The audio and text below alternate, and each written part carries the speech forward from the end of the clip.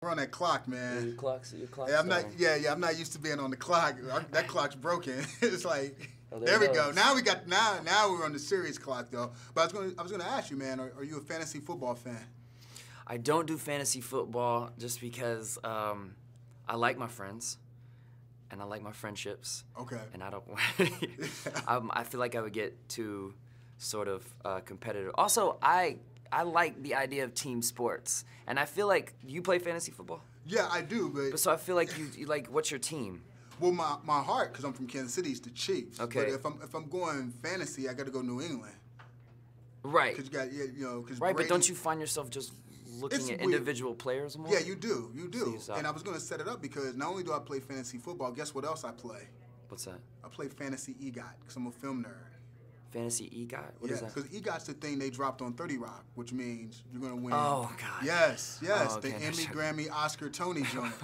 no. So, Well, no pressure. no, it's not any pressure because this is the one thing. It's over time. It's not just a season. It's over years. Okay.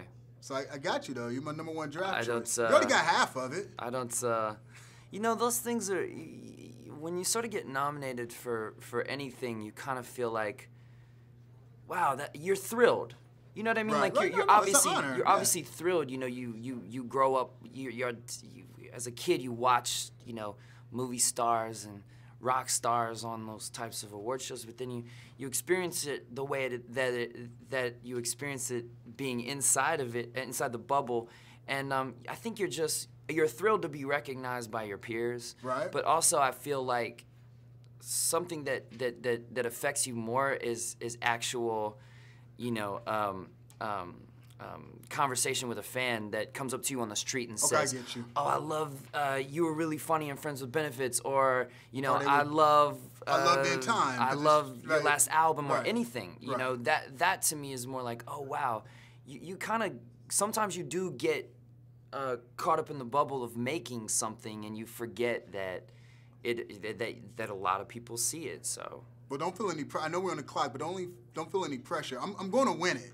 So I just don't want you to feel pressure. I don't know, on it. man. I don't know. But I don't know. all right, It's a lot to live. That's way too much to live All up right, we to. just keep that between us. But tell me about this movie because it's a really trippy deal with the clock in your arm. It's ticking down like this interview's ticking down, but it's a life and death matter. Right. I mean, I was on some weird sci-fi thriller type. You know what I found with this movie was when I first, when it was first given to me, they said, "Yeah, you got to read this movie. It's this really interesting concept." Right.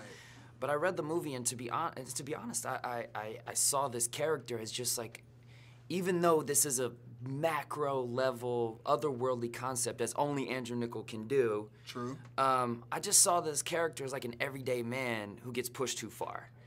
And I don't see, the action in the movie is played out in a very realistic way. There's not like, there's not action for the sake of action. And I feel like this is just a guy who gets pushed too far and decides to like, go after the system. And I think we can all kind of relate to that.